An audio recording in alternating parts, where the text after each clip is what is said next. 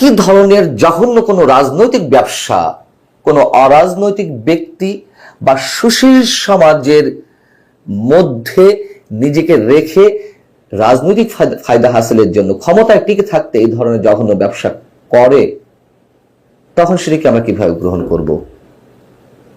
কোন ক্যাটাগরিতে ফেলবো আমরা?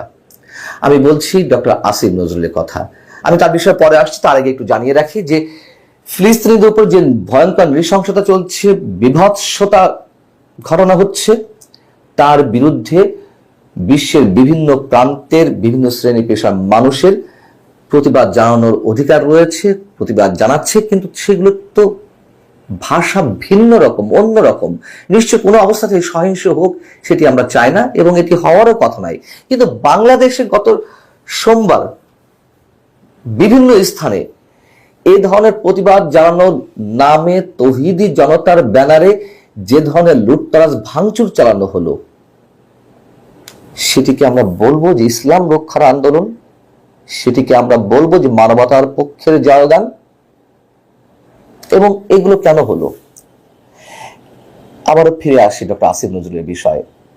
ডক্টর আসিফ নজরুল সরকারের একজন মহাপ্রভাবশালী উপদেষ্টা, আইন উপদেষ্টা। তিনি গত রোববার তার ফেসবুকে একটি পোস্ট দিলেন ফিলিস্তিনিদের পক্ষে। কি পোস্ট দিলেন? KFC, Nescafe, Colgate, Coca Cola, less chips, ডাব সাবানের মতো পণ্য বর্জনের একটি ভিডিও তিনি আপলোড করলেন। প্রথম কথা হচ্ছে, তিনি একজন মানুষ, তিনি প্রতিবাদ জানাতেই পারেন, কিন্তু সরকারের একজন মন্ত্রী পদমর্যাদার উপদেষ্টা হয়ে তিনি বিশেষ কোন পণ্যের বর্জনের ডাক দিতে পারেন? আচ্ছা, ডাক যদি দেনও বা, এটা কি নিজেদের সঙ্গে হিপোক্রেসি নয়? মানুষের সঙ্গে হিপোক্রেসি নয়? তিনি তো সরকারের গুরুত্বপূর্ণ একটি দায়িত্বে রয়েছেন এবং সরকার কনভিন্স করতে পারেন যে এই পণ্যগুলো আমরা নিয়ে আসবো না, যদি সেটি সম্ভব নয়। তিনি ভালো করেই জানেন। আচ্ছা, যখন সেটি সম্ভব নয়, তিনি তো আর সাধারণ কাতারের কোনো মানুষ নন বা সুশীল সমাজের একজন সাধারণ কোনো মানুষ নন। তিনি এখন সরকারের একটি পার্ট। সেই পার্ট হয়ে বিদেশি পণ্য যেগুলো আমদানি করা হচ্ছে সেগুলো বর্জনের ডাক দেন কিভাবে? এটা স্ববিরোধিতা নয়? আচ্ছা, যখন ডাক দিচ্ছেনই, তখন পাশাপাশি আবার এই দেশে বিদেশি বিনিয়োগ সম্মেলন ঘটানো হচ্ছে। বিদেশি বিনিয়োগ সম্মেলনের প্রস্তুতি পর্ব চলছে। আগামী বুধবার প্রধান উপদেষ্টা সেটি উদ্বোধন করবেন। আমরা জানি যে আওয়ামী লীগ সরকারের গত 2024-এর চলতি মাস পর্যন্ত বলা যায়, অর্থাৎ এই মার্চ মাস পর্যন্ত 2023-24-এ যে পরিমাণ বিদেশি বিনিয়োগ হয়েছিল, 5 আগস্টের পরে ঠিক একই সময়ে 24-25 অর্থ বছরে এই সময়ে বিদেশি বিনিয়োগ কমেছে 71%। এবং বিদেশি বিনিয়োগ যে কারণে হচ্ছে না, তার অন্যতম মূল কারণ রাজনৈতিক অস্থিরতা, মুনাফা ফেরত নিতে আমলাতান্ত্রিক জটিলতা। এই সবকে কেন্দ্র করে বিদেশি বিনিয়োগ আস্তে আস্তে শূন্যের কোঠায় নেমে আসছে। সেই মুহূর্তে বিদেশি বিনিয়োগ সম্মেলন হচ্ছে, আর ঠিক ওই সময় দেশের বিভিন্ন স্থানে বিদেশি পণ্য লুটতরাজ, বিদেশি পণ্য নিয়ে যারা ব্যবসা করছেন তাদের সেই ব্যবসায়িক প্রতিষ্ঠানগুলোর উপর হামলা ভাঙচুরের ঘটনা ঘটলো। কি মেসেজ দিতে চাইছে সরকার? এবং আসিফ নজরুলের এই যে পোস্টটি, সেটি কতভাবে স্ববিরোধিতায় পূর্ণ। ভাই, ইসলাম রক্ষা করবেন, ইসলামের জয়গান গাওয়ার চেষ্টা করছেন, মানবতার জয়গান গাওয়ার চেষ্টা করছেন, গান সমস্যা নেই, কিন্তু এগুলো রক্ষা করা তো দূরের কথা, বরং এর বিপরীতে গিয়ে আপনারা যে অবস্থান নিচ্ছেন, যে ভয়ঙ্কর মব ক্রিয়েট করা হচ্ছে।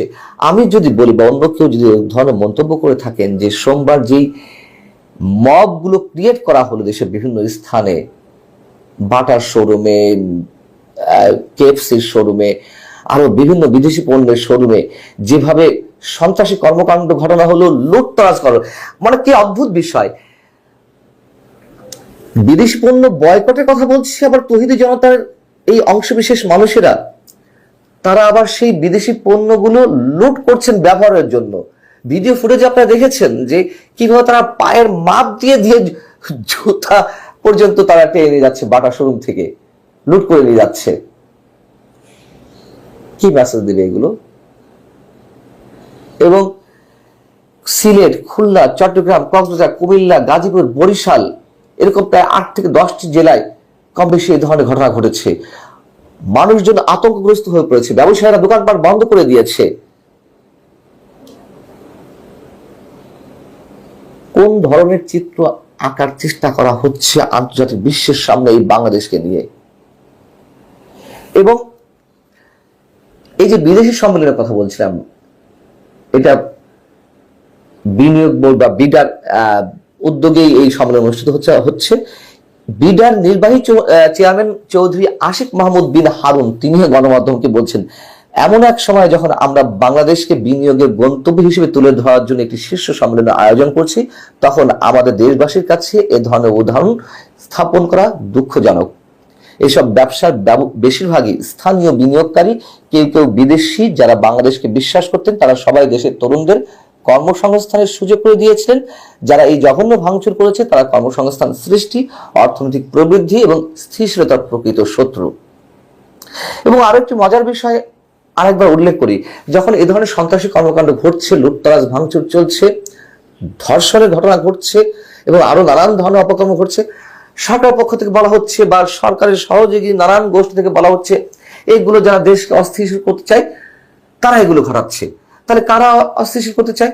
যারা লুকিয়ে গেছে, পালিয়ে গেছে। আওয়ামী লীগের বিভিন্ন অঙ্গ সংগঠন নেতাকর্মীরা, আওয়ামী লীগের বিভিন্ন অঙ্গ সংগঠনের নেতাকর্মীরা আছে দৃশ্যপটে। আচ্ছা, যদি থেকেই থাকে, আমি চাকরি খাতে ধরে নিলাম থেকেই আছে, তাহলে তাদেরকে কেন ধরা হয়নি? ওই সব জায়গা থেকে ধরা তো হচ্ছে না, ব্যবস্থা তো নেওয়া হচ্ছে না। যারা এই পর্যন্ত মব ক্রিয়েট করেছে, বুলডোজার বাহিনীর সৃষ্টি হয়েছে, বুলডোজার বাহিনী বিভিন্ন দেশের বিভিন্ন স্থানে অপকর্ম চালিয়েছে, তাদের কাকে ধরা হয়েছে? হয়নি তো। এইসব সির্ফ গাঁজাখুরে কথাবার্তা বলে কোনো লাভ নেই। এবং আইন উপদেষ্টা যে কাজটি করেছেন, তিনি সরকারের একজন মন্ত্রী হিসেবে, মন্ত্রী পদমর্যাদার ব্যক্তি হিসেবে এটি কোনোভাবেই করতে পারেন না। বরং তার এই ধরনের পোস্টে এই যে সুযোগ সন্ধানী কথিত তৌহিদি জনতা, তারা বিশেষভাবে সুযোগটি নিয়েছেন, উৎসাহিত হয়েছেন। কি অদ্ভুত এক রাষ্ট্রে আমরা বাস করছি! এই বুঝি ইসলামের পক্ষে নিজেদের অবস্থান তুলে ধরা, এই বুঝি মানবতার পক্ষে নিজেদের চিত্র ভয়ঙ্করভাবে, নিজেদের অবস্থান ভয়ঙ্করভাবে তুলে ধরা। কি বিচিত্র দেশ! আল্লাহ হাফেজ, ভালো থাকুন সবাই।